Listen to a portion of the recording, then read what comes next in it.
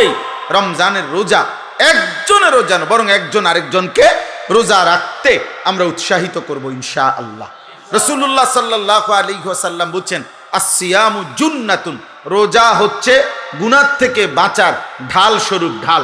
যুদ্ধের ময়দানে তরবারির সাথে যেরকম ঢাল থাকে, যা দ্বারা শত্রুর তরবারির আক্রমণ থেকে বাঁচানো হয়, নিজেকে রক্ষা করে, রোজা মানুষকে নবীজি বলছে যাবতীয় গুনাহ থেকে বাঁচার ক্ষেত্রে ঢাল স্বরূপ। আল্লাহ তাআলা তৌফিক দান করেন। আসেন দ্বিতীয় নাম্বার, তারাবি। দ্বিতীয় নাম্বার কি? তারাবি। 5 ওয়াক্ত নামাজ রমজান মাসেও ফরজ। আর এখনো কথা বলে না, 5 ওয়াক্ত নামাজ সারা বছরই মুমিনের জন্য কি? ফরজ।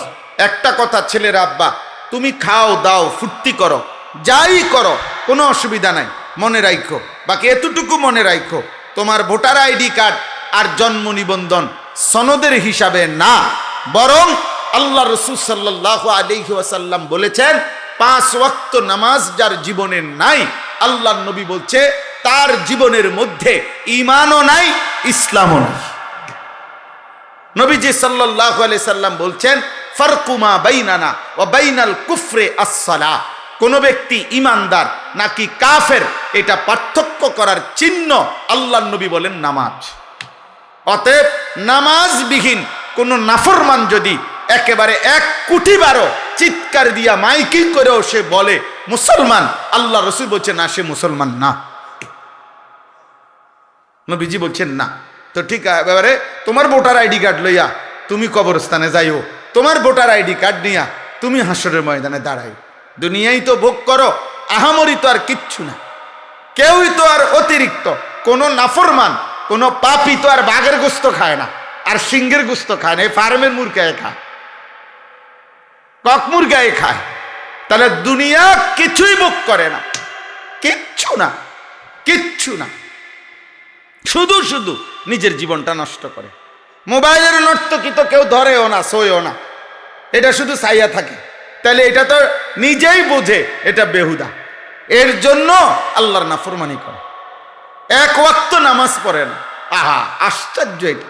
আমি এই জন্য সব সময় ভাবি যে নামাজ যে পড়ে না ছেলেরা, বাবা তোমরাও মনে রাখ, এর চাইতে আহাম্মক বেওকুফ আর কেউ হইতে পারে। বোকা তুমি, একদম বোকা, একদম বেওকুফ। অথচ 5 ওয়াক্ত নামাজ পড়ে শতভাগ দুনিয়া ভোগ করা যায়।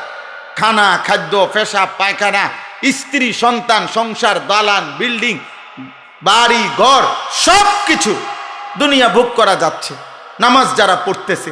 তাহলে এখানে অসুবিধা কোথায়? এখানে অসুবিধাটা কি? কি লাভ নামাজ না পড়ে? কি ফায়দা? কি ফায়দা? অনেক ছেলে তোমাদের বেনামাজির চেহারা দেখলেই চিনা যায়, উস্কো খুস্কো চুল, এগুলো কোনোভাবেই শালীন সুন্দর না। চেহারা আরো পাউডার দিল, চেহারার মধ্যে একটা বিভৎস নাপাক তার চেহারার মধ্যেই ভাসে। কারণ যে নামাজ পড়ে না সে পেশাব করে ঠিক মতো, সে পানি, টয়লেট পেপার ঢিলা কুলুকো ব্যবহার করে না, কারণ তার তো নামাজ নাই। কাজে এই অপদার্থ, এই আহাম্মক, এই নিকৃষ্ট নিম্ন রুচির মানুষ, এটা মানুষের সমাজে চলাফেরার অনুপযুক্ত, জন্তু জানোয়ারের সাথে মানানসই, মানানসই, এটাই বাস্তবতা। এজন্য মূলত অপবিত্র মানুষ যে তার জীবনে নামাজ নাই, যার জীবনে নামাজ নাই তার সাথে কোনো পবিত্রতাও নেই। সে পবিত্র থাকবে কেন? সে তো নামাজই পড়ে না, ওই পবিত্রতা দিয়ে করবো কি? ও তো পবিত্রতার কোনো মর্যাদাই বোঝে না, তার তো নামাজই নাই। এই জন্য দোস্ত, প্রথম কথা এটা, 5 ওয়াক্ত নামাজ, এটা ছাড়া মুসলমান হতেই পারে না। এটা একেবারে সহজ কথা। মান তারাকা সালাতাম মুতাআম্মিদান ফাকাদ কাফারা। নবীজি বলেন, ইচ্ছে করে যে নামাজ ছেড়ে দিল সে কাফের হলো। একেবারে বিশুদ্ধ হাদিস, ফাকাদ কাফারা, সে কাফের হলো। নবীজি বলছেন, তুমি জিজ্ঞাসা করে দেখো, আল্লাহ রাসূল সাল্লাল্লাহু আলাইহি সাল্লাম বলছেন। তো যিনি বলছেন সে কাফের হয়ে গেল, তো হ্যাঁ বড়ায় কয় বড়ারে সুপারিশ করবো জিলাপি দিয়া, হ্যাঁ করো, আমনে খান বইয়া বইয়া জিলাপি, আপনি বিরিয়ানি খান কারাকারি কইরা, হ্যাঁ দেখ অনেক বড় ক্রেডিট বেটা, 60টা লইছে, 60টা ফোটলা লইছে। ছি ছি ছি ছি। অথচ একটা বাচ্চা হয়তো তার এই 4টা লওয়ার কারণে বাচ্চাটাও অজরে কাঁদছে, বাচ্চাটা হয়তো পায় নাই। তুই বেটা একটা বাচ্চার মুখের খাবার কেড়ে নিলি, আবার এটা ক্রেডিট হলো কি? তুই তো জালেম বেটা, এটা জালেম না? কথা বলে না, এটা এটা এটা ক্রেডিটের কিছু হইলো? এটা বড়াইয়ের কিছু হইলো না? হে এটা ক্রেডিট। 60টা লইছি, আমি 3 প্যাকেট লইছি। কেমনে লইছে? কারাকারি কইরা। তো মানুষে দেখছে না? মানুষে দেখছে তো কি কইছে? মানুষে হাঁটছে আমার মতো বাটফার রে দেখা। মানুষে বুঝে যে এই ডাকাত যে মানুষের খাবার খাইরা নেয়, এটার আর কি কইতো? আস্তাগফিরুল্লাহ, আস্তাগফির। আব্বা, এটা কোনো ক্রেডিটের কিছু না, অভদ্রতা কোনোদিনও সৌন্দর্য নয়। এজন্য পৃথিবীতে এ কথা পরীক্ষিত কথা, যে নারী বেপর্দা, বেপর্দা নারী, বেপর্দা সৌন্দর্য নয়, বরং অসভ্যতা।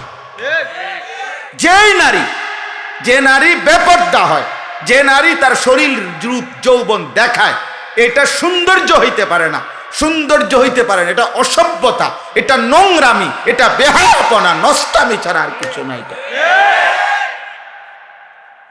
নষ্টামি, খবিস, এটা খবিস, খবিস। এজন্য চরিত্রহীন যুবকের কপালে শেষ পর্যন্ত খবিস নারী জুটে, খবিস নারী। এটা বলায়েত ভাই বলতে চাইছিলেন, এই এক লাইনেই বলছিলেন।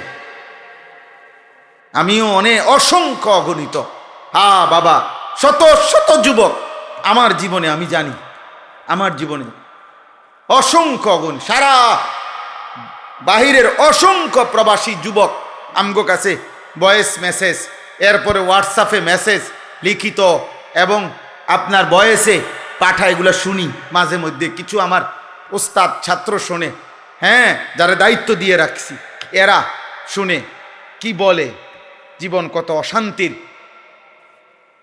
এই যে তোমার বিবাহের পূর্বে চরিত্র নষ্ট করছে কোনো মেয়ে, কোনো নারী, কোনো মোবাইল, কোনো ছবি, তো ইনশাআল্লাহ এই পৃথিবীর কেউ বেটা, আরে তোর নাফরমান, তোর পাপের খেসারত পৃথিবীর কেউ দিবে না, তুমিই দিতে হবে, ধুকে ধুকে, লজ্জায়, ঘৃণায়। আর এক নারী, বিবাহিত নারীর যখন অসভ্যতা দেখবা, ওই তোমারে কুড়ে কুড়ে তোমার জীবন জাহান্নামের টুকরা বানায় দিবে। সেদিন বুঝবা জীবন কত কষ্ট, কত কষ্ট।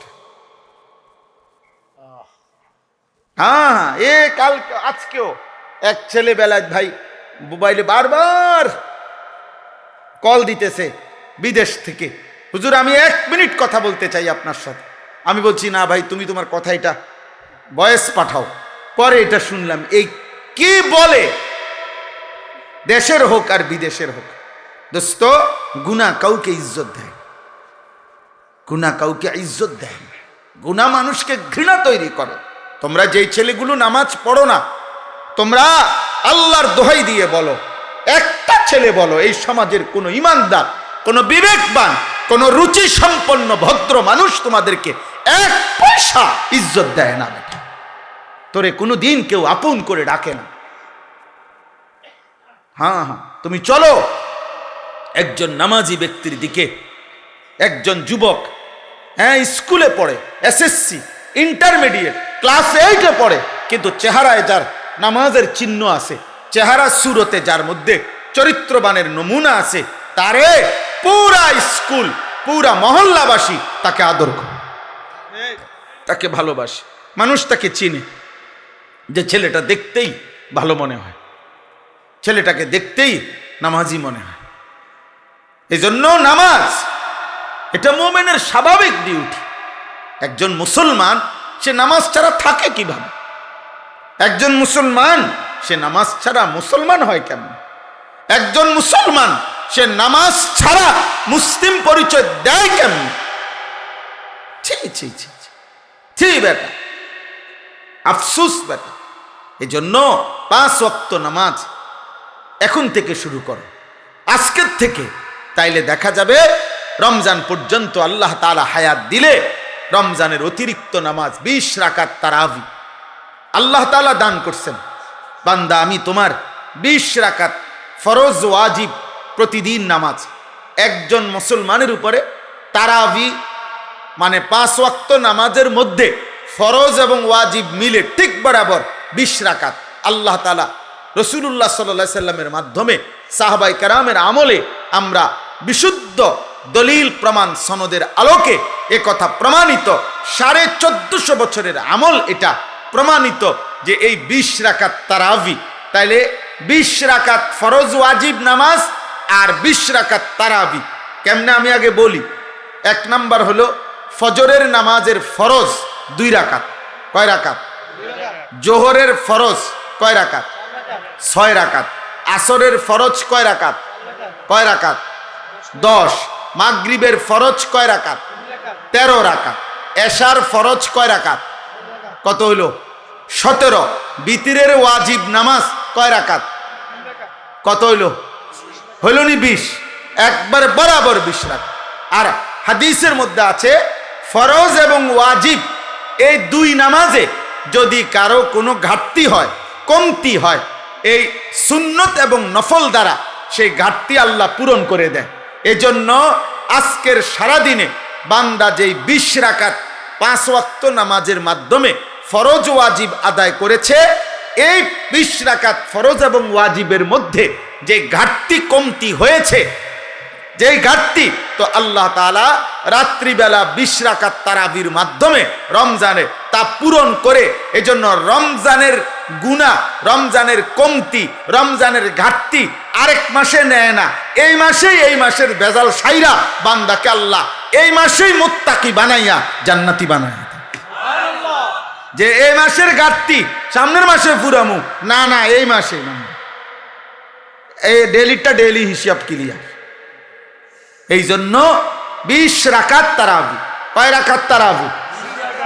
সবাই বলেন কয় রাকাত? হ্যাঁ 20 রাকাত তারাবি, 20 রাকাত। 1450 বছর ধরে হযরতে ওমর রাদিয়াল্লাহু তাআলা আনহুর জামানায় একেবারে মসজিদে নববীতে প্রকাশ্যে ওমরের উপস্থিতিতে সাহাবায়ে কেরাম 20 রাকাত তারাবি পড়তেন। হযরত উবাই ইবনে কাব সাইয়্যিদুল কুররা, সমস্ত সাহাবাদের মধ্যে যিনি আল্লাহর কোরআন সবচেয়ে সুন্দর পড়তেন, উবাই ইবনে কাব, উনি 20 রাকাত তারাবি হযরত ওমরের জামানা থেকে তিনি তারাবি পড়াইতেন মসজিদে নববীতে। সাহাবায়ে কেরাম 20 রাকাত তারাবি পড়তেন। 1450 বছর ধরে উম্মতের সংখ্যাগরিষ্ঠ উলামায়ে কেরাম 20 রাকাতই তারাবি সারা পৃথিবীতে পড়ে থাকেন। অতএব 20 রাকাতই তারাবি। এর চাইতে কম, এর চাইতে বেশি যিনি বলে, আপনার দায়িত্ব হলো উনার থেকে দলিল বুঝে নেওয়া, আমার দায়িত্ব না। আমি মসজিদে আজকেও বলছি, কেউ যদি বলে হুজুর অমুক হুজুরে আপনার কি ভুল বলছিনি, তা আমার প্রশ্ন হলো আপনি উনি ভুল বলছিনি এটা আমারে জিগাবেন কেন? আমি ভুল বলছি কিনা এটা না আমার থেকে বুঝে নিবে। কথা বোঝেন নাই? আপনারে উনারে আপনার হুজুর মনে হইলো, তা আমি কি বাস স্টেশনে টিয়া উঠাই নাকি? তো আমি কি মূলা বেচে আইছি নাকি? তো তাইলে আমি বুঝবো না কেন? আমার আপনার হুজুর মনে হইল না কেন? এই জন্য এটা কোনো কথা না, বরং 1450 বছরের ওলামায়ে কেরাম সংখ্যাগরিষ্ঠ ওলামাদের এটাই কথা যে তারাবি কয় রাকাত? 20 রাকাত। অতএব প্রিয় ভাই, ছেলেরা, বাবা, তোমাদের কাছেও বলি, আব্বা, প্রতিদিন সারাদিন রোজা রাখবা, 5 ওয়াক্ত নামাজ পড়ো এবং রাত্রিবেলা ইহতিমামের সাথে 20 রাকাত তারাবি আদায় করো। আল্লাহ তৌফিক দান করে। রাসূলুল্লাহ সাল্লাল্লাহু আলাইহি সাল্লাম বলেন, ওমান কামা রমাদানা ঈমানান ওয়া ইহতিসাবা গুফিরা লাহু মা তাকদ্দামা মিন যামবি। রমজান মাসের রাতে যে ব্যক্তি তারাবি পড়লো আল্লাহর প্রতি ঈমান রেখে সওয়াবের আশায়, আল্লাহ এই তারাবির বরকতেও তার পিছনের সব গুনাহ মাফ করে দিবেন। এজন্য তারাবি অনেক গুরুত্বপূর্ণ, অনেক গুরুত্বপূর্ণ, অনেক গুরুত্বপূর্ণ। তারাবির নামাজের সাথে সাথে আল্লাহর কোরআন 1 খতম কমপক্ষে তারাবির নামাজে পড়া, শোনা, এটা গুরুত্বপূর্ণ একটি সুন্নাত। এজন্য যুগ যুগ ধরে আল্লাহর কোরআনের তিলাওয়াত, খতম আউলিয়ায়ে কেরাম, বুজুর্গানে দিন, সাহাবা পরবর্তী জামানা থেকে উম্মতের উলামারা তারাবির নামাজের এই 20 রাকাতে ধারাবাহিক আল্লাহর কোরআনের খতম শুনতে থাকেন। আমাদেরও উচিত এদিকে যত্নবান হওয়া। আল্লাহ আমাদেরকে তৌফিক দান করেন। 3 নাম্বার ইফতার। ইফতার যেটা সারাদিন রোজা রেখে রোজা যখন ভাঙ্গে ওই টাইমটাকেই বলা হয় ইফতার। ইফতার একটি সুন্নাত আমল। রাসূলুল্লাহ সাল্লাল্লাহু আলাইহি ওয়াসাল্লাম বলেন, আমার উম্মত ততক্ষণ পর্যন্ত কল্যাণের উপরে থাকবে যতক্ষণ তারা জলদি জলদি ইফতার করবে। এজন্য ইফতারের সময় তাড়াতাড়ি ইফতার করা, মানে টাইম হলে দেরি না করা, এটা সুন্নাত। আর ইফতারের আগ মুহূর্তে দোয়ায় লেগে থাকা, এটা একটা গুরুত্বপূর্ণ সুন্নাত আমল, এবং এই সময়ের দোয়া আল্লাহ তাআলা কবুল করে। এজন্য মা বোনদের উচিত, আমাদের সমাজের সবচেয়ে বেশি গাফলতি হইল মহিলাদেরকে ইফতারের পূর্বের এই দোয়ার সুযোগ দেওয়া হয় না। হয় মহিলা নিজে সুযোগটা নেয় না, অথবা পুরুষরা তাকে দিতে চায় না। মানে ইফতারের আজান দিয়া ফেলছে, মহিলা তখনও হয় পেঁয়াজু, নয় আলুর চপ, নয় বেগুনি, নয় একটা না একটা কিছু ভাজতেই থাকে। আহারে মা বোন, তো তোমার কি আখেরাত নাই? তোমার জীবন বুঝি এই পুরা রমজানটাও বুঝি এই আলুর চপে আর বেগুনিতেই চলে গেল? হ্যাঁ, এইভাবে শুধু পেঁয়াজুতে চলে গেল, এটা তো ঠিক না। বরং ঘরের নারী পুরুষ, স্ত্রী কন্যা, ছেলে মেয়ে প্রত্যেকের উচিত ইফতারের 10 মিনিট আগে, 20 মিনিট আগে সমস্ত ব্যস্ততা ছেড়ে দিয়ে তাদের প্রত্যেকের উচিত এই সময়টা মনোযোগ দিয়ে দোয়ায় লেগে থাকা। মহিলারও দোয়া দরকার, পুরুষেরও দোয়া দরকার। আপনাদের কাছে পুরুষ যারা স্বামী, যাদের স্ত্রী আছে, যাদের কন্যা আছে, যাদের বোন আছে, মা আছে, আপনারা তাদেরকে গুরুত্ব দিয়ে অনুরোধ করবেন যে এই টাইমটা যেন তারা দোয়া করে ইফতারের আগে। মা বাচ্চাগুলোকে নিয়ে দোয়া করুক, স্বামী তার স্ত্রী এবং সন্তানদেরকে নিয়ে দোয়া করেন, স্ত্রী তার বাচ্চাগুলোকে নিয়ে দোয়া করেন। এইভাবে ঘরওয়ালারা নিজেরা দোয়ার অভ্যস্ত হন। আল্লাহ তাআলা বান্দার দোয়া ইফতারের পূর্ব মুহূর্তে কবুল করেন। 4 নাম্বার সাহারি, মানে শেষ রাত্রিতে খাবার খাওয়া। রাসূলুল্লাহ সাল্লাল্লাহু আলাইহি সাল্লাম বলেন, ইহুদিরাও রোজা রাখে, আমরা মুসলমানরাও রোজা রাখি, কিন্তু পার্থক্য হলো ইহুদিরা সাহারি খায় না আর আমরা সাহারি খাই। এজন্য সাহারি এটা ঈমান এবং কুফরের একটা চিহ্ন। মানে বেঈমানরা, ইহুদিরা রোজা রেখে কিন্তু সাহারি খায় না, ঈমানদার মুসলমান রোজা রাখে, সাহারি খায়। নবী সাল্লাল্লাহু আলাইহি সাল্লাম বলেন, তোমরা রোজা রমজানে সাহারি খেও, তাসাহহারু, সাহারি খাও। কেন? ফা ইন্না ফিস সাহুরে বারাকা, শুনে নাও যে নিশ্চয়ই সাহারির মধ্যে তোমাদের জন্য বরকত রয়েছে। তাহলে সাহারি শুধু খাবার না, সাহারি একটা ইবাদত। সাহারি একটা কি বলেন না? ইবাদত। ইফতার শুধু খাবার না, ইফতার একটা কি? ইবাদত। তাহলে কয়টা হইল? 4টা, রোজা, তারাবি, ইফতার, সাহারি। আর 5 নাম্বার হলো এতেকাফ। রমজান মাসের শেষ দশকে, শেষ 10 দিন আল্লাহর ঘর মসজিদে এতেকাফ করা। আল্লাহর নবী সাল্লাল্লাহু আলাইহি ওয়াসাল্লাম মদিনার মধ্যে মোট 10 বছর ছিলেন, 10ম বৎসর ইন্তেকাল করছেন। এই জন্য পুরা বছর হিসাবে 9 বছর, আর 10 নাম্বার বছর ইন্তেকাল করেছেন। এই জন্য নবী সাল্লাল্লাহু আলাইহি সাল্লাম মদিনার 9 বৎসরে কোন বছর রমজানের শেষ দশকে মৃত্যু পর্যন্ত তিনি এতেকাফ ছাড়েন নাই। আল্লাহর নবী সাল্লাল্লাহু আলাইহি সাল্লাম প্রত্যেক বছর রমজানের শেষ 10 দিন এতেকাফ করতেন। এর মধ্যে নবীজি সাল্লাল্লাহু আলাইহি সাল্লাম প্রথম বছর পুরা 1 মাস, ওই শার্টওয়ালা ভাই তুমি মোবাইল টিপো না, ওই ছেলে ভাইয়া তুমি বাইরে চলে যাও, ভাই তো হাসো না, ব্যাককলের মতো হাসো কেন? তুমি বাইরে যাও, আব্বা মোবাইল টিপতে তো মানা নাই, বাইরে যাও। আস্তাগফিরুল্লাহ, আস্তাগফিরুল্লাহ। আরে ভাইয়া বাইরে গিয়া মোবাইল টিপো, আমি তো তোমারে বাধা দিচ্ছি না। জি চলো ভাই। তা এরপরে কি বললাম? এতেকাফ, রমজান মাসের শেষ দশক এতেকাফ করা। রাসূলুল্লাহ সাল্লাল্লাহু আলাইহি সাল্লাম প্রথম বছর ইতিকাফ করেছেন পুরা 1 মাস, পুরা রমজান। আর ইন্তেকাল করেছেন যেই বছর, ওই বছর ইতিকাফ করেছেন 20 দিন। তাহলে কখনোই তিনি ইতিকাফ ছাড়ে নাই, আর বরঞ্চ 1 বছর ইতিকাফ করছে পুরা 1 মাস, আর শেষ বছর ইতিকাফ করছে 20 দিন। তাহলে ছেড়ে দিছে কোন বছর? কোন বছর ছাড়েন নাই কখনো তিনি। এবং আল্লাহর নবী সাল্লাল্লাহু আলাইহি সাল্লামের স্ত্রী আম্মা জান আয়েশা রাদিয়াল্লাহু তাআলা আনহা বলেন যে আল্লাহর নবী মৃত্যু পর্যন্ত ইতিকাফ করেছেন, এবং নবীজির পরে নবীজির সকল বিবিগণ উনারাও মৃত্যু পর্যন্ত নবীর স্ত্রীগণ ইতিকাফ করেছে। ইতিকাফ নবীর বিবিগণও ছাড়েন নাই। তাহলে যেটা এত গুরুত্বপূর্ণ, আমাদের সমাজে এই ব্যাপারে প্রচন্ড পরিমাণ গাফলতি। নবীজি সাল্লাল্লাহু আলাইহি সাল্লামের ভালোবাসার দাবিদার অভাব নাই, কিন্তু আল্লাহর নবী কোনোদিন মৃত্যু পর্যন্ত ইতিকাফ ছাড়ে নাই।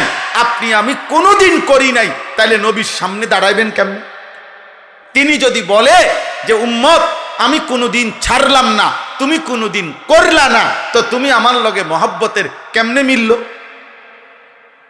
এই জন্য একজন ইমানদার 2013 সালে আমার শায়েখ আল্লামা মুফতি মুশতাকুন নবী কাসেমি হুজুর আমারে বলছিলেন এই কথাইটা সালে, আজ থেকে প্রায় কত 13 বছর আগে। তখন হুজুর আমারে বলছিলেন, মাওলানা নবী কখনো ইতিকাফ ছাড়ে নাই, আপনি কখনো ইতিকাফ তখন বলছিল করেন নাই, কেমনে বলবেন? নবীজির সামনে কি জবাব দিবেন? সেই দিন থেকে আলহামদুলিল্লাহ আমি গত বছর পর্যন্ত আর কোনোদিন আমার ইতিকাফ ছোটে নাই, এবং এবছরও আল্লাহ হায়াত দিলে পূর্ণ নিয়ত আছে। আমরা গত বছরও আমাদের শায়েখ আল্লামা মুফতি মুশতাকুন নবী কাসেমি হুজুরের মাদ্রাসার মসজিদে, 5 তলা মসজিদে প্রায় 1150 লোক এক মসজিদে একসাথে ইতিকাফ করছে। 1150-এর উপরে হবে। হ্যাঁ, সারা বাংলাদেশ থেকে আল্লাহর বান্দারা প্রতি বছর একসাথে আমাদের সাথীরা আসে ইতিকাফ করার জন্য। এই বছর ইনশাআল্লাহ এমন হবে, আশা করি, আল্লাহ চাহে। তো ভাই বলতেছিলাম যে ইতিকাফ একটি গুরুত্বপূর্ণ আমল। যুবক ভাই তোমরাও চেষ্টা করলে রমজানের শেষ 10 দিন আল্লাহর ঘরে ইতিকাফে বসতে পারো। নিজ নিজ মহল্লার মসজিদে ইতিকাফ করবা, নামাজ পড়বা, জিকির করবা, তিলাওয়াত করবা, মসজিদে 10টা দিন আল্লাহর ঘরে কাটাইবা। দেখবা কলিজার মধ্যে নূর আসবে, আখিরাতের মহব্বত আসবে, আল্লাহর ইবাদত করার প্রতি নতুন প্রেরণা জাগবে। আমি আবারও বলতেছি ছেলের আব্বা, একটা মানুষের জীবন সুস্থ স্বাভাবিক জীবন 24 ঘন্টায় খামখেয়ালি। আমি রীতিমতো মঙ্গলবার, বুধবার, বৃহস্পতিবার এই 3 দিন, সোমবার রাতেও আমি পূর্ণ 3টা মাহফিল করছি, কিন্তু মঙ্গলবারের মাহফিল আর করতে দেয় নাই বিজিবিরা। তো এই 3 দিনের মাহফিল আমার ছিল না, বাসায় ছিলাম আমি। এই গত 3 দিন আমি রীতিমতো হাঁফাইয়ে গেছি। মানে আমার কাছে মনে হয়েছে যেন এটা একটা আসমান জমিন বোঝা আমার উপরে। হায় হায়, আজ 3 দিন আমার কোনো কাজ নাই, আমার এটা মাথাতে ধরে না, আমার এটা বুঝেই ধরে নাই,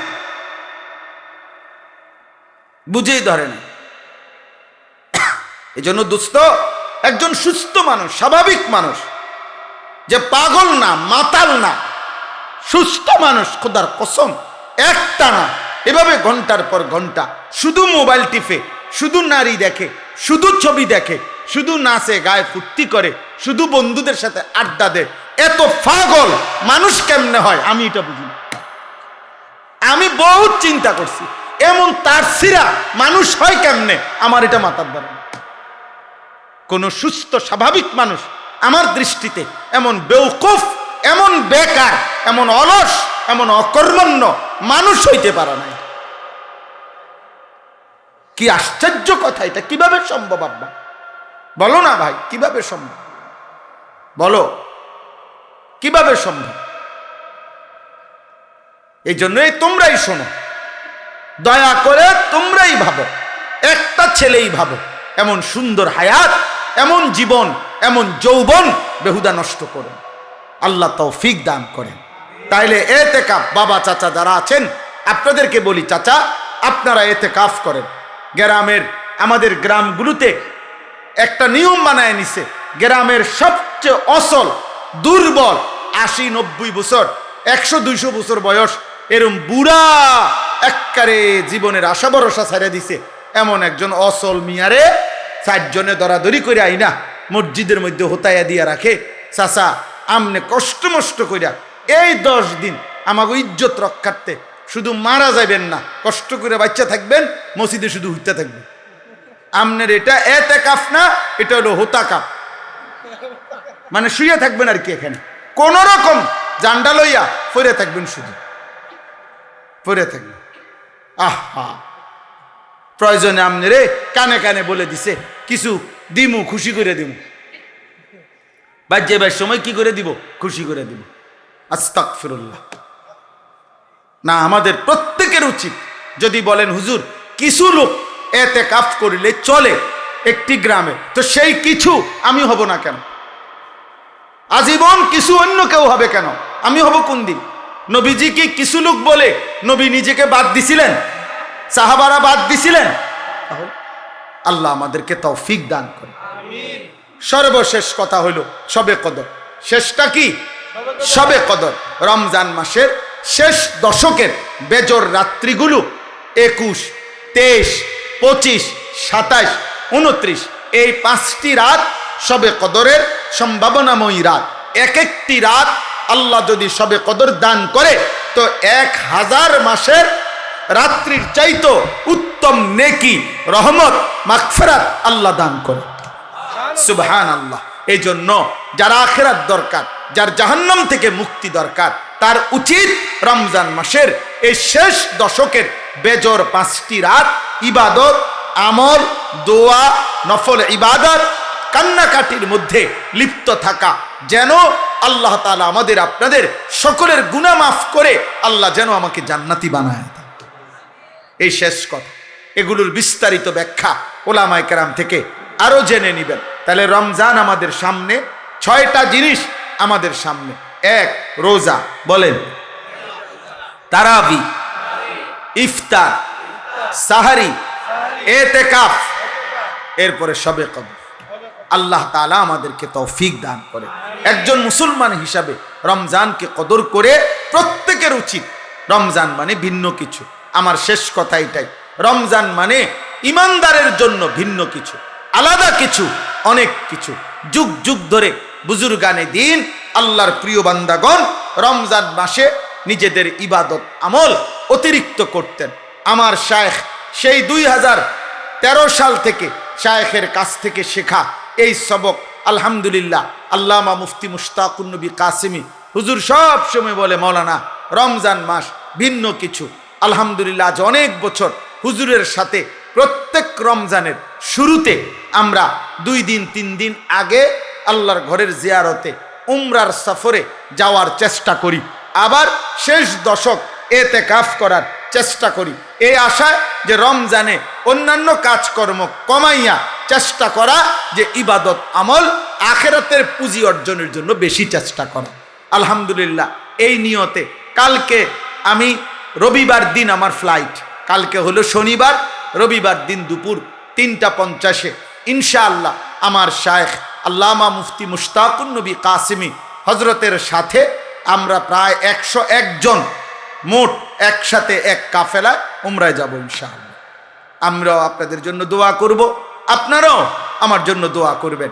এই কালঘরা দারুস সুন্নাহ এই মাদ্রাসা সর্বপ্রথম যেই বছর ক্ষেতের মধ্যে মাহফিল হয়, আমি সেই বছর থেকে আসছি। আলহামদুলিল্লাহ প্রতি বছর কম বেশি আসা হয়। আজকেও আল্লাহ তাআলা আনাইছেন।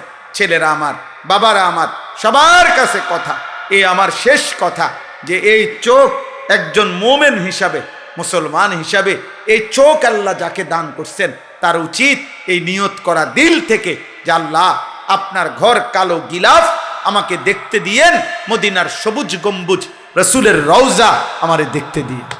আমি সব সময় বলি, যেই চোখ আল্লাহর ঘর দেখে নাই, যেই চোখ মদিনার সবুজ গম্বুজ রসুলের রওজা দেখে নাই, ওই চোখ যেন কিছুই দেখে না, আসলেই দেখে না। ওই চোখ দেখার মজাই পায় নাই, জীবনে, যে সে দেখলই কি মিয়া চাচা মিয়া 3 ফুট বিদেশ পাঠাইছে, এবারে 3টা ছেলে, উনি জমি কিনছে আজ 60 বছর। আহা, চাচার কোনোদিন কলজাটার ভিতরে মালিকের ঘরের কথাও মনে পড়ে না।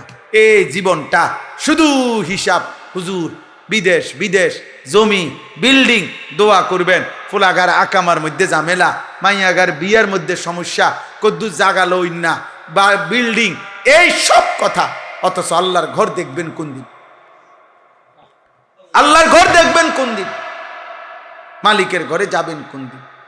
আল্লাহ আমাদের প্রত্যেকের কলিজায় রাসূলুল্লাহ সাল্লাল্লাহু আলাইহি সাল্লামের রওজা, আল্লাহর ঘরের ভালোবাসা দান করেন। ছেলেরা তোমরাও স্বপ্ন দেখো, আরে আব্বা, স্বপ্ন দেখলে আল্লাহ মহব্বত থাকলে আল্লাহ একদিন তৌফিক দিয়েই দেবে। আল্লাহ আমাদেরকে তৌফিক দান করে।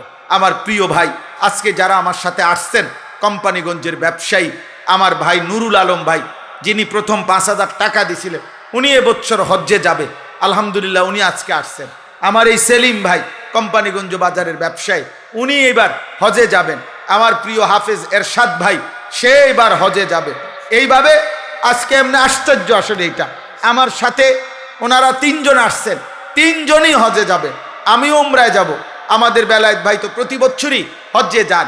তাইলে আমরা আলহামদুলিল্লাহ এই মাদ্রাসায় মাশাআল্লাহ উমরায়ও যাবেন। তাইলে আজকে একটা বরকতময় পরিবেশ। আমি নিজেও ভাবছি যে গিয়া হয়তো অল্প একটু সময় 2-4 কথা বলে চলে আসব, কিন্তু মাশাআল্লাহ কম মানুষের ভিতরে আপনারা যে দান করেছেন, এটা আমার কাছে খুব ভালো লাগছে। একটা সময় এই মাদ্রাসার শুরুর সেই ইতিহাস, অনেক করুণ ইতিহাস, অনেক ঝড় ঝাপটা, অনেক ধাক্কা, অনেক পেরেশানি, অনেক অস্থিরতা নিয়ে এই মাদ্রাসাটার শুরু। আলহামদুলিল্লাহ আজকে আপনাদের ভালোবাসা মাদ্রাসার প্রতি বাড়ছে, বলেন আলহামদুলিল্লাহ। বুঝাই যায়। আমি বেলায়েত ভাইরে বলছি যে চলেন একসাথে দুজনে ছেলেগুলারে পাগড়ি দেই। এরপরে বললাম দুজনে মিল্লা কালেকশানে করি, যেটা উনি বললেন। আমি তো ব্যক্তিগতভাবে এত লম্বা সময় থাকি না কোথাও, কিন্তু আজকে এটাই মাহফিল, বললাম তো এমনি আসলাম। তো আলহামদুলিল্লাহ আশা হইল আল্লাহ তাআলা আপনাদের সবাইকে বরকত দান করেন। যেই 10টা বাচ্চা হাফেজে কোরআন হিসাবে পাগড়ি দেওয়া হলো, আল্লাহ তাদেরকে জগৎ বাছা হাফেজ, আলেম, মুত্তাকি, আরেফ, রব্বানি বানায় দেন। মাদ্রাসার ওস্তাদ, মাদ্রাসার শিক্ষক, মাদ্রাসার এলাকাবাসী যারা যেভাবে সহযোগিতা করছেন, আল্লাহ তাদের সবাইকে কবুল করেন। নওজওয়ান ছেলে, কিশোর যুবক, তোমাদের কাছে অনুরোধ, জি তোমরা প্রত্যেকে, তোমাদের কাছে অনুরোধ, ছেলেরা তোমরা 1 নিজের জীবন নষ্ট করো না, 2 নিজেদেরকে এই শেষ জামানায় ওলামায়ে কেরাম মাদ্রাসার পরিবেশে সাথে মিলাইয়া রাখো। একদিন নাইলে পথ হারাইয়া ফেলবা। একদিন সত্যি বললাম আব্বা, জীবন চলার পথে এমন জায়গায় গিয়ে থামবা যেদিন আর অন্ধকার ছাড়া আর কিছুই দেখবা নারীও ধোকা, মোবাইলও ধোকা, বন্ধুরাও ধোকা। আমার সেই ছোটবেলার প্রাইমারি স্কুলের একটা ক্লাসমেটও আজ আমার সাথে কেউ নাই। আমার ছাত্র জীবনের কেউ আমার মাদ্রাসাতেও থাকে না, আমার সাথেও কেউ থাকে না। আমার সেই ছোটবেলার বন্ধুরা সব কে কোথায় আছে কে জানে। এই যে মহিউদ্দিন ভাই বয়ান করলেন এতক্ষণ, উনি আমার মেজো ভাইয়ের ক্লাসমেট, আমার বড়জন, আমার ইমিডিয়েটলি বড়জন যিনি ছিলেন আমার ভাই মাওলানা হাবিবুর রহমান আশরাফি, ওনার একবারে ক্লাসমেট। আমি ওনারে চিনি, আমি কিন্তু মনে নাই, প্রথম এখানে এসে দেখার পরে তারপরে মনে হয়েছে উনি এক সময় আপনার ধামতি মাদ্রাসার সেরা ছাত্রদের অন্যতম ছাত্র ছিলেন, মেধাবী ছাত্র ছিলেন, এবং এখানে নারায়ণপুর মাদ্রাসার মধ্যেও দীর্ঘদিন শিক্ষকতা করেছেন। এখন ঢাকা তামিরুল বিল্লাতে আছেন। তাইলে আজ দেখে মনে পড়ল জীবন চলার পথে কে কোথায়। কিছুদিন আগে আমার এক জগন্নাথ বিশ্ববিদ্যালয় ঢাকা, ওইখান থেকে এক লেকচারার, ওইখানকার টিচার আমার নাম্বারে কল দিয়ে বলতেছে যে হুজুরা ভাই, আমি আপনার কাছ থেকে একটা ইনফরমেশন চাই। ছোটবেলায় আপনি 4র্থ শ্রেণী, ইয়াজ দাহুম বলতাম আমরা, আপনি ছোটবেলায় লক্ষ্মীপুর টুমচর মাদ্রাসায় পড়ছেন কিনা? আমি বললাম হ্যাঁ, আমি ছোটবেলায় 4র্থ শ্রেণী টুমচর মাদ্রাসায় পড়ছি। তো বলতেছে যে ওই সময় যে আপনার একজন ক্লাসমেট ছিল, বলে আখেরাত ভুলে যান কেন? পরকাল ভুলে গেলেন কেন? আরেকবার হিসাব নিলাম। আপনাদেরকে বলছি বাবা, রাগ হবেন না। রাগ করা তো মাকসাদ না, আখেরাত মনে করানো মাকসাদ। ভুলবেন কেন আখেরাত? পরকাল ভুললেন কেন? নাইনাত করলো আল্লাহর রহমতে ভালো আছে, কিতা ভালো, খাইয়া দাইয়া বালা। মুসলমানের এই হিসাব? একজন চাচা, বাবা, দাদা বুঝি মুসলমান এটা বলে যে খাইয়া পড়া জিফুত লইয়া ভালো আছি। খাইয়া পড়া ভালো থাকার কি? খাইয়া পড়া কাফের বেঈমানও তো ভালো আছে, ইহুদি খ্রিস্টানও তো খাইয়া পড়া ভালো আছে বেটা। আমাদের চাইতে তো দুনিয়া ওরা বেশি ভোগ করছে। ইউরোপের মধ্যে হেলিকপ্টার দিয়ে খেতে সার দেয়, আমরা দেশে খেতে হেলিকপ্টার দিয়ে সার দেয় তো তোলে হেরাতে আমগর থেকে ধনী। ইউরোপ আমেরিকাতে 70 লাখ 80 লাখ টাকা দামার প্রাইভেট কার দিয়া ছাগলের ঘাস টানে, তো তারা তো আমাদের চাইতে বেশি সুখী। ইউরোপ আমেরিকার মধ্যে 4 তলা 6 তলা বিল্ডিং এ ছাগলও রাখে না। ছাগল, তো তারা তো আমাদের চাইতে বেশি সুখী। হ্যাঁ, যে যেমন আছি সে যদি তেমনই থাকি, আখেরাতের দিকে, আল্লাহর দিকে, পরকালের দিকে যদি একটু আগে না বাড়ে, তাহলে এটা ব্যর্থতা ছাড়া আর কিছু না। এর দ্বারা তেমন কোনো ফায়দা নেই। এই জন্য এই যে কয়জন ছেলে তোমরা বসছো বাবা, এই জন্য বল, তোমার জন্য তুমি মনে রাখতে হবে, তুমি যদি তোমার কথা মনে না রাখো, তোমাকে নিয়ে যদি তুমি না ভাবো, তোমার ভালো, তোমার কল্যাণ যদি তুমি না বুঝো, এই পৃথিবীর কারো হাতে সময় নাই তোমার নিয়ে ভাবো। ব্যস্ততম এই দুনিয়ায় তোমার মতো 2-4 জন ছেলে নষ্ট হয়ে গেলে কারো হাতে সময় নেই। স্বার্থপর এই দুনিয়ায় সবাই ব্যস্ত, সবাই ব্যস্ত। আপনজনরাও এখন ব্যস্ত। আত্মীয়তা, মানুষের মধ্যে অভিভাবকত্ব, এমনকি মা বাবাও অপরাধ, পাপ, অন্যায়, আখেরাত, জাহান্নাম থেকে বাঁচানোর প্রেরণা কম।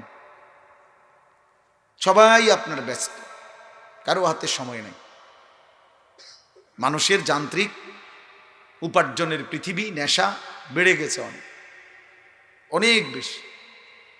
যার ফলে এমন অসংখ্য বাবা আছে, উনি হয়তো সেই ভোরে চলে গেছে, আবার রাতের 1টা বাজে আসছে, উনি ওনার ছেলে মেয়ের কি হালাত এ আসেনি বালা জিগাইছে হয়তো বউরে, বিবি হয়তো কইছে তার বলে টাকা 2000 লাগবে, আচ্ছা দিয়া দিও, শেষ।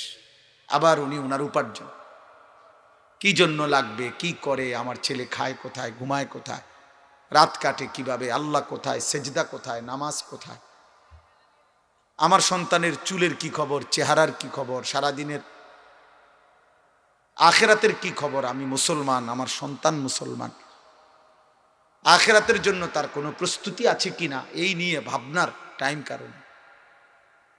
কয়েকদিন, কয়েক বছর, কিছু সময় লাগাতার বাবা উপার্জন করে একটা সময় ফুতেরে এবার বলছে, আব্বা আমি অনেক দিন করছি, এবার তুই কামাই কর, হয় বিদেশ যা, নইলে দেশে থাইকা কর, আব্বার ব্যবসা ট্যাবসা যিনি আছে এটি সামলা, খালাস, আমিও এতদিন কাম করছি, এবার আমার ফুতেরও কামে লাগাই দিছি। এই হলো, এভাবে জীবন পার হয়ে গেল। তাই আখেরাত, পরকাল, সন্তানের কবর সাজাই দিবে কে? আখেরাত সাজাই দিবে কে? ছেলেটাকে নামাজি বানাবে কে? আপনার ঘরে ঘুমায় জাগায় দিবে কে ফজরের নামাজ? 365 দিনে খোদার 1 বছরে মুসলমানের একটা বাচ্চা, আপনার ছেলে 14 বছর 16 বছর, একদিনও ফজরের নামাজ পড়ে নাই, পড়ে না, এটা তো মানুষ না, এটা তো হাইওয়ান, এটা তো মানুষ রূপী পশু ছাড়া আর কিছু না, এটা তো এক ধরনের জন্তু জানোয়ার ছাড়া আর কিছু না। তো ওরে ফজরের নামাজের জন্য উঠাই দিবে কি ফেরেশতা? এর বুঝি ইমাম সাহেব উঠাই দিব যাইয়া? তো বাবার জিম্মাদারি, মায়ের জিম্মাদারি কই?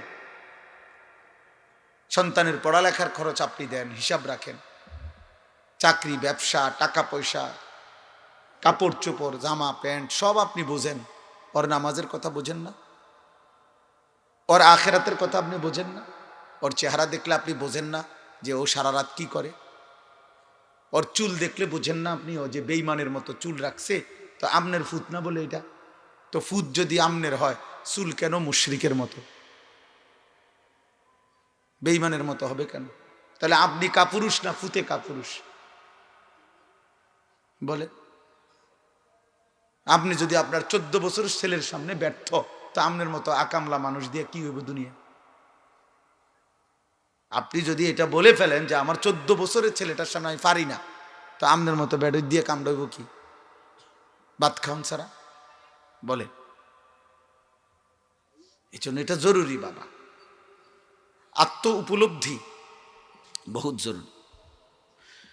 কোন মানুষের এটা বড় নিয়ামত যে আল্লাহ তাআলা তাকে আত্ম উপলব্ধি, মানে নিজের সাথে নিজের বোঝাপড়া, আমার বিবেকের সাথে আমার বোঝাপড়া আছে, আমি কে, আমি কোত্থেকে আসছি, আমাকে কে পাঠাইলেন, তিনি আমার কাছে কি চাচ্ছেন, আমি যা করছি তাই কি করা উচিত নাকি অন্য কিছু, আমার ছেলেটা যা করছে এটাই কি জীবন, আমার মেয়েটা যা করছে এটাই কি জীবন, আমার স্ত্রী যেভাবে চলতেছে ফিরতেছে এটাই কি মুসলিম নারীর পরিচয়? এতটুকু বোঝাপড়া যদি না হয় তো সন্তানকে গড়ে দিবে কি? পরিবারের দায়িত্ব আদায় হলো কি?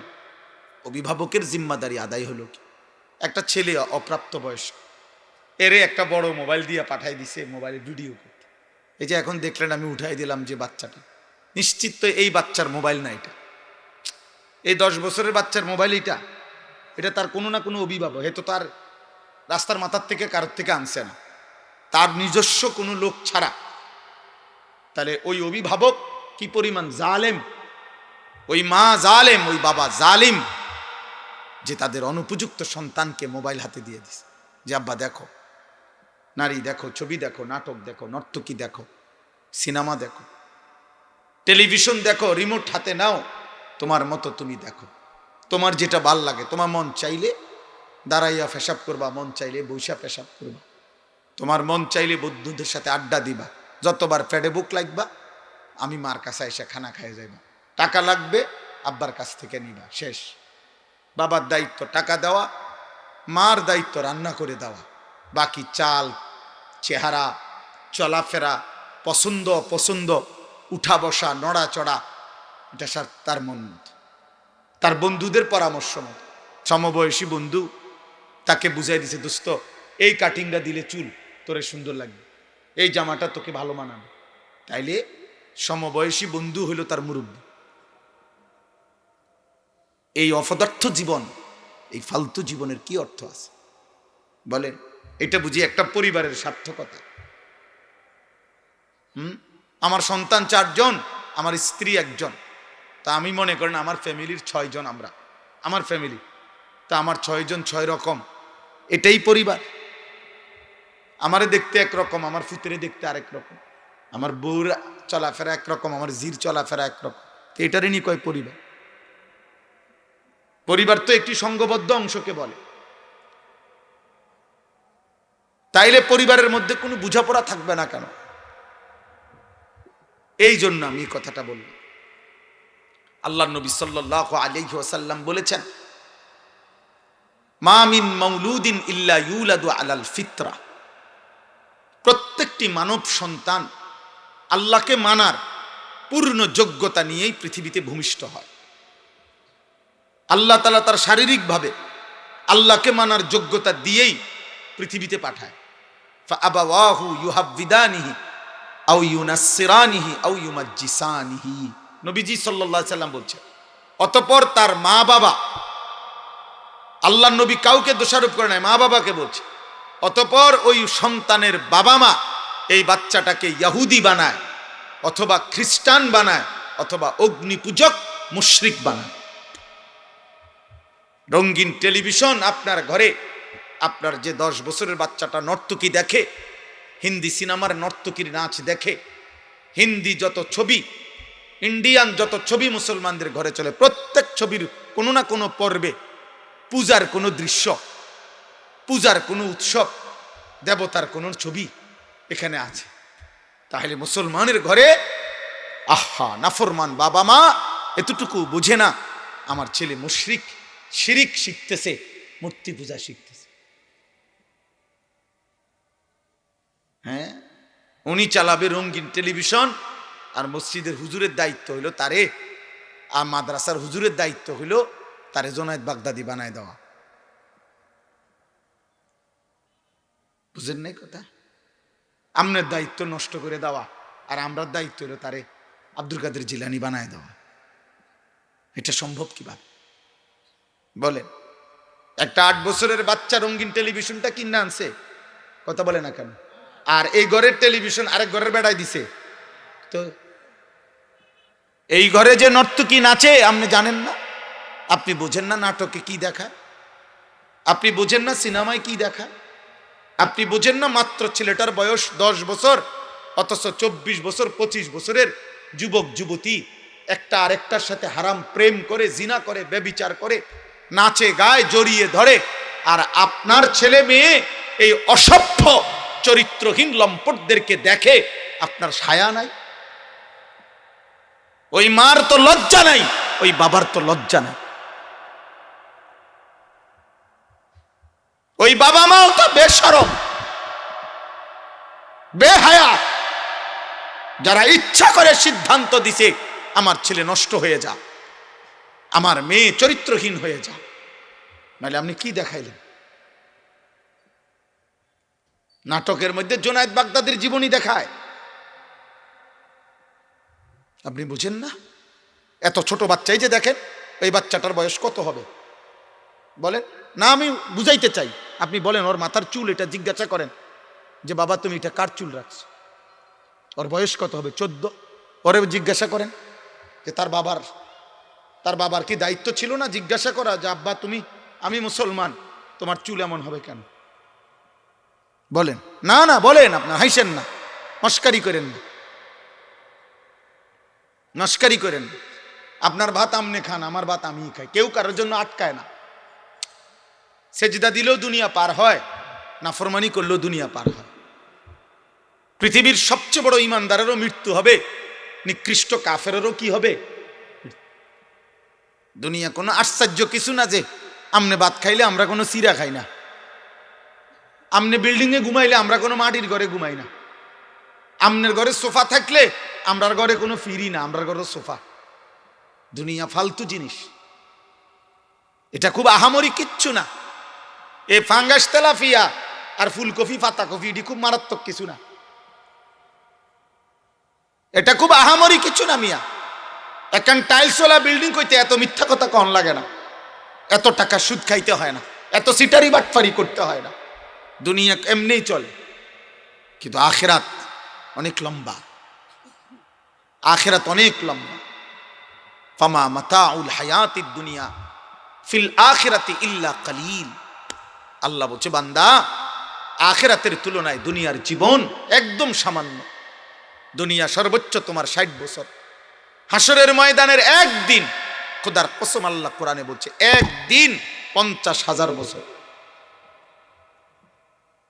50,000 বছর। একটা ছেলে, শোনো আব্বা, তুমি যদি মুসলমানের বাচ্চা হয়ে থাকো, শোনো আব্বা, আল্লাহ বুলাই দিল কে তোমারে এত কম বয়সে? 12 বছর বয়সে আল্লাহ চিনো না? 14 বছর বয়সেও 1 ওয়াক্ত নামাজ পড়তে চিনো না? ছি ছি ছি, এত অল্প বয়সে তোমারে আল্লাহ বুলাই দিল কে? এত অল্প বয়সে নর্তকী দেখা তুমি মজা পাইয়া লাইলা, অশ্লীল ছবি দেখে মজা পাইয়া লাইলা। ছি, তো চরিত্রহীন বেটা। 14 বছর বয়সী ছেলেটা যদি মোবাইলে নারী ছবি দেখে, উলঙ্গ দৃশ্য দেখে, নাটক সিনেমার নর্তকীর নাচ দেখে, ও বেহায়া না? কথা বলে না কেন? ও লম্পট না? ও চরিত্রহীন না? এত কম বয়সে যদি ছেলেটাকে নষ্ট করে দিল কে? ওরে এত অল্প বয়সে আল্লাহ ভুলাই দিল কে? জিনে ভূতে আপনি অভিভাবক, গাফেল অভিভাবক। আপনি বুঝছেন নামাজ রোজা আমার দায়িত্ব না, আমার দায়িত্ব ভাত। আমি বাবা হিসাবে আমার দায়িত্ব তারে বিল্ডিং করে দেওয়া, আমি বাবা হিসাবে তার দায়িত্ব, আমার দায়িত্ব তারে বিদেশ যাইতে চাইলে টাকা মিলাইয়া দেওয়া। আমি বাবা হিসাবে তার দায়িত্ব, আমার দায়িত্ব হইল সে যখন যেটা চাইবে জামা, shirt, pant, half pant, full pant, ওইটা ব্যবস্থা করে দেওয়া। নামাজ, রোজা, আখিরাত তার নিজের দায়িত্ব। অথচ আল্লাহর কসম, আল্লাহ বলছে দুনিয়া দেওয়া বান্দা আমার দায়িত্ব, আর নামাজের জন্য অভ্যস্ত করা তোমার দায়িত্ব। কোরআনে আল্লাহ বলছে ওয়া'মুর আহলাকা বিস-সালাত, বলছে আপনি পরিবারের অভিভাবক, আপনার পরিবারের সদস্যদেরকে আল্লাহ বলছেন নামাজের আদেশ করো। ওয়াসতাবির আলাইহা, তুমি নিজেও নামাজের উপরে মজবুত থাকো। লা নাসআলুকা রিজকা, আল্লাহ বলে তোমাদের কাউকে দুনিয়ার সম্পদ, অর্থ, রিজিক দিতে আমি তোমাদের সাহায্য চাই না। নাহনু নারযুকুক, তোমার পুত তুমি, তোমার মা, তোমার বাবা, তোমার ছেলে, তোমার মেয়ে, তোমার নাতি, তোমার নাতনি, প্রত্যেকের রিজিক আমি আল্লাহ একাই দেব। তুমি ঘাবড়াইও না, তুমি ঘাবড়াইও না বান্দা, এটা আমি দেব, আমি দেব। একজন চাচা বলেন, এই ছেলেগুলোর দিকে তাকায় দেখেন, আর এখন দাঁড়াইয়া বলেন যে এদেরকে জিজ্ঞেস করেন এখানে যদি 200 জন ছেলে হয় মুসলমানের বাচ্চা, আপনি দেখেন 180 জন আজকের সারাদিনে এক ওয়াক্ত নামাজ পড়েন। আমি দাঁড় করাই নয় তো। বেনামাজি, বেনামাজির চেহারা দেখলে তো বোঝা যায় বেয়াদব। বেনামাজি তো অসভ্য, যার কপালে সেজদা নাই ও তো মানুষরূপী জানোয়ার, ও তো মানুষরূপী পশু। যার কপালে মুসলিম পরিচয়ধারী অথচ সেজদা দেয় না, খোদার কসম সারা পৃথিবীর সবগুলো ডিগ্রিও যদি সে নিয়ে আসে তারপরও সে বেয়াদব, অকৃতজ্ঞ, অকৃতজ্ঞ, ওইটা অসভ্য, অভদ্র, এটা চূড়ান্ত অভদ্র। শুদ্ধ কথা অনেকেই জানে, যে নারী লম্পট, যে নারী তার দেহ বিক্রি করে, এমন পতিতাও শুদ্ধ কথা বলতে পারে। যে 24 ঘন্টা কোটি কোটি টাকা জীবনভর 30 বছর ধরে হারাম খায়, সুদ খায়, এও শুদ্ধ কথা কইতে জানে মিয়া। শুদ্ধ কথা বললেই ভদ্র না, ভদ্রতা তো আখলাককে বলে। চরিত্রের নাম ভদ্রতা, কিসের নাম? তাইলে তাহলে এদের নামাজ কোথায়? আল্লাহ কোথায়? সেজদা কোথায়? বুট খায়, বাদাম খায়, আড্ডা দেয়, মোবাইল দেখে, নারী দেখে, ছবি দেখে, লাফায়, ফালায়, লাত্তি দেয়, চুল ধরে টান মারে, শার্ট ধরে ঘুষি মারে। বাহ, আহা, অভিভাবক নাই, কে মা কে বাবা, কারো কোনো ফিকির নাই। সব মনে রাখবেন বাবা। এই জন্য পরিষ্কার বল, মানুষ গড়তে হয়, গরুর বাচ্চা, ছাগলের বাচ্চা গড়তে হয় না। এই জন্য বাছুর জন্মের পরে গাভী মাসখানিক পরে হইল, গাভী যদি বেগ চালায় বাজারে নিয়ে, তাহলে বাছুরের অসুবিধা হয় না, বাছুর এমনি বড় হয়ে যায়। কারণ এর কোনো আখলাক চরিত্রের কিছু নেই, এর কোনো তালিম তরবিয়তের কিছু নেই, এর কোনো শিক্ষা দীক্ষার কিছু নাই। এ পুরা গ্যারাম দৌড়াইয়া এই বাছুর এইটা এমনি এমনি বড় হয়ে যাবে, এত কোনো শিক্ষা দীক্ষার কোনো প্রয়োজন নেই। কিন্তু মানুষের বাচ্চা এমন ছেড়ে দিলে মানুষ হয় না, ওরে ধরে রাখতে হয়, ওরে কেউ একজন ধরে রাখতে হয়, ওর প্রত্যেক কদম ধরে রাখতে হয়, ওরে টেনে ধরতে হবে। না বাবা, এটা করা যাবে না, তুমি মুসলমান, তুমি মুসলমান, তোমার আল্লাহ আছে, তোমার ধর্ম আছে, তোমার নবী আছে, তোমার কোরআন আছে, তোমার আখিরাত আছে। তুমি নারী দেখতে পারো না, তুমি অস্থির ছবি দেখতে পারো না, ধরে রাখতে হয়, শিখাইতে হয়। ছোট্ট থেকে ছোট্ট বিষয় নবী সাল্লাল্লাহু আলাইহি সাল্লাম ছোট সাহাবাদেরকেও শিখাইছেন। আমরা কিতাবে পড়ছি, নবী সাল্লাল্লাহু আলাইহি ওয়াসাল্লামের কলিজার টুকরা নাতি হযরতে হাসান বড়জন যিনি, ফাতেমা রাদিয়াল্লাহু তাআলা আনহার বড় ছেলে হাসান হুসাইন, তো বড়জনের নাম কি? হাসান। এই হাসান রাদিয়াল্লাহু তাআলা আনহু একদিন মসজিদে নববীর বারান্দা থেকে সদকার খেজুর রাখছে, ওইটা একটা খেজুর মুখে দিছে। হাদিসে আছে নবী সাল্লাল্লাহু আলাইহি সাল্লাম তৎক্ষণাৎ বলছে, কাখ কাখ, ওই ভাই তোমাদের যদি বসতে অসুবিধা হয় চলে গেলে ভালো হয়। এই যে আপনারা যারা দাঁড়ায় আছো ভাই, যদি কারো বসতে অসুবিধা হয় তাহলে চলে গেলেই ভালো, যাও না ভাই, আর নাই তো বসো না। অনেকের পায়ে সমস্যা থাকতে পারে, ফ্যান্ট সিফা থাকতে পারে, অনেকে সিবা ফ্যান্টের কারণে পইতারে না। এত সিফা এত ফ্যান্ট সিফা এটা জীবনের কোনো সুখ আর দেয় না, কোনানে বইতেও পারে না আরামসে। এটা মনে রাখবা। আমি বললাম বাবা, এটা আমি ইতিহাস থেকে বলতেছি, এই প্যান্ট সিফা প্যান্ট যাদের, এটা গোলামের প্যান্ট, মনে রাখবে। এটা কৃতদাসের প্যান্ট, কৃতদাস, আফ্রিকার কৃতদাসদেরকে এই প্যান্ট পরানো হতো, কসম খোদার। এটাই ঐতিহাসিক তথ্য। এই সিফা টাইট প্যান্ট মানে যেটা একদম শরীরের সাথে লাগোয়া, এটা কৃতদাসের পোশাক।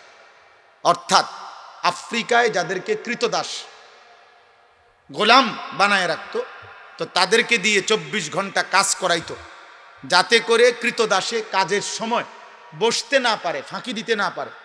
এই জন্য এমন টাইট প্যান্ট পরাইতো এতে যাতে বইতে না পারে। এই জন্য পেশাব করতেও সে দাঁড়াইয়া পেশাব করতে হবে, কারণ তার বসার সুযোগ নেই। এই জন্য এই গোলামের পোশাক, এটা কৃতদাসের। এই জন্য এই সিফা প্যান্ট কৃতদাসের পোশাক।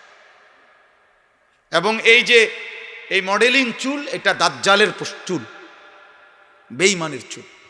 পৃথিবীর সর্বনিকৃষ্ট কাফেরের চুল হলো এই ডানে বামে সামনে যাদের মডেলিং চুল, এগুলো দাজ্জালের চুল।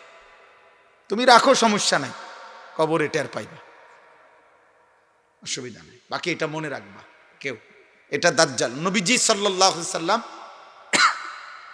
বিশুদ্ধ হাদিস, একেবারে বুখারী মুসলিমের হাদিস, আল্লাহ নবী সাল্লাল্লাহু আলাইহি সাল্লাম শেষ জামানার দাজ্জালের পরিচয় দিতে গিয়ে এটা বলছে যে দাজ্জালের একটা বৈশিষ্ট্য হলো, দাজ্জালের এক নম্বর একটা অন্যতম তার চেহারার বাহ্যিক বৈশিষ্ট্য হলো সে যুবক হবে। 2, তার চুল স্বাভাবিকতার পরিপন্থী এলোমেলো হবে। মানে স্বাভাবিক যুগ যুগ ধরে মানুষ যে চুল রেখে আসছে, আপনারা আমার চাচা, এই যে আপনি আছেন চাচা, তাহলে আপনি তো মনে করেন 14 বছর বয়সে 16 বছর বয়স আপনার ছিল না চাচা? আপনারে বলতেছি, মানে আপনার এক সময় 14 বছর 16 বছর বয়সে 18 বছর বয়সে আপনি কোনোদিন দেখছেননি চাচা এমন চুল? কথাটা বুঝছেন? তাহলে একটা চুলের ধারাবাহিকতা যুগ যুগ ধরে চলে আসতেছিল যেরকম, এটা সম্পূর্ণ ভিন্ন না? তাহলে এই ভিন্ন ধারা, এই দাজ্জালের চুল।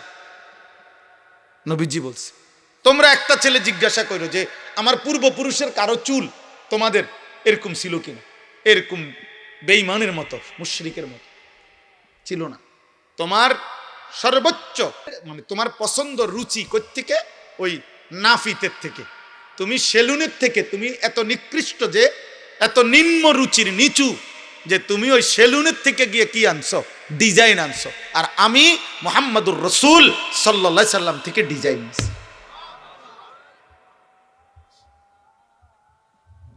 তফাৎ এটা।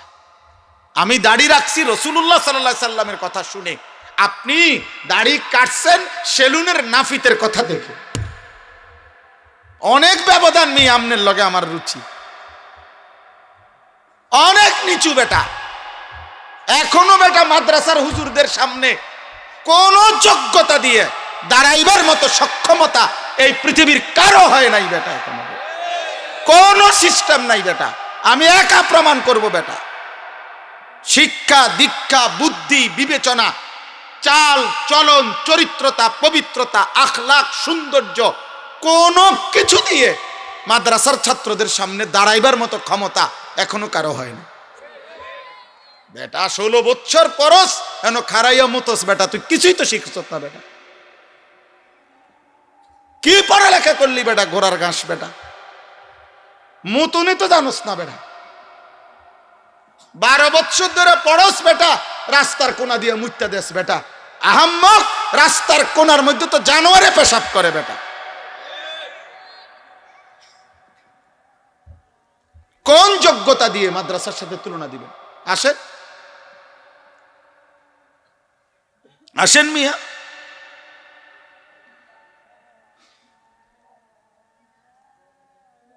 এই জন্য এটা সহজ কথা। ইংরেজি ভাষা জানে, ইংরেজি ভাষা পৃথিবীর শ্রেষ্ঠ ভাষা। এটা কোথায় স্বীকৃতি হয়েছে? কোথায়, কোন জায়গায়? এটা কে ফয়সালা দিছে? জাতিসংঘ? কথা বলে না, বুঝেন নাই আমার কথাটা? ইংরেজি ভাষা পৃথিবীর শ্রেষ্ঠ ভাষা, এটা কে বলছে? কোথাও নাই এ কথা, পৃথিবীর কোথাও নাই এটা। অথচ আরবি শ্রেষ্ঠতম ভাষা, এটা আমার মদিনার রাসূল সাল্লাল্লাহু আলাইহি সাল্লাম তিনি বলেছেন। এটা আল্লাহ বলেছেন কোরআনে। আল্লাহ নিজে বলছেন, ইন্না আনজালনাহু কুরআনান আরাবিয়্যান লাআল্লাকুম তাকিলুন। আমি আল্লাহ নিজে আরবি ভাষায় এই কোরআন নাজিল করেছি। আল্লাহ বলেন এটা আমি বুঝা শুননা নাজিল করছি। বাংলা ভাষায় উচ্চারণের যোগ্যতা আমি দিছি, ইংরেজি ভাষায় উচ্চারণের যোগ্যতা আমি দিছি।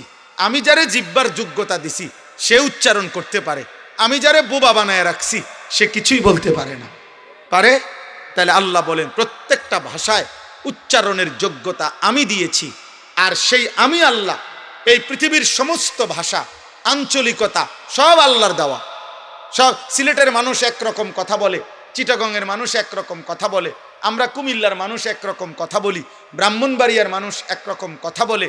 এগুলো জাতিসংঘের থেকে সিদ্ধান্ত হয়েছে, মেম্বার চেয়ারম্যানে ঠিক করে দিছে। এটি কে দিল? এটা এই যোগ্যতাটা কে দিল? আল্লাহ। সেই আল্লাহ বলেন আমি আরবি ভাষায় কোরআন নাজিল করেছি। আরবি শ্রেষ্ঠ ভাষা, কোরআন শ্রেষ্ঠ কিতাব, ইসলাম শ্রেষ্ঠ ধর্ম, নবী মুহাম্মদ সাল্লাল্লাহু আলাইহি সাল্লাম শ্রেষ্ঠতম রাসূল। যিনি শ্রেষ্ঠ তার সবকিছু শ্রেষ্ঠ, তার সব শ্রেষ্ঠ, তার সব শ্রেষ্ঠ, সব শ্রেষ্ঠ। নবী সাল্লাল্লাহু আলাইহি সাল্লামের হাসি পৃথিবীর সেরা হাসি। নবী সাল্লাল্লাহু আলাইহি সাল্লামের চাহনি পৃথিবীর সবচেয়ে সুন্দর, তার কান্না সবচেয়ে সুন্দর, নবীজির ঘুমের আইটেম সবচেয়ে সুন্দর, নবী সাল্লাল্লাহু আলাইহি সাল্লামের খাবারের পদ্ধতি সবচেয়ে সুন্দর। তিনি হাঁটলে সবচেয়ে সুন্দর, তিনি বসলে সবচেয়ে সুন্দর, তিনি দাঁড়াইলে সবচেয়ে সুন্দর, তিনি বসলে সবচেয়ে সুন্দর, তিনি কথা বললে সবচেয়ে সুন্দর, তিনি চুপ থাকলে সবচেয়ে সুন্দর, তিনি ঘরে সবচেয়ে সুন্দর, তিনি বাজারে সবচেয়ে সুন্দর, তিনি স্ত্রীদের সাথে সবচেয়ে সুন্দর, তিনি সাহাবাদের সাথে সবচেয়ে সুন্দর। আঁচে খুবা হামা দারান্দ তু তনহা দারি।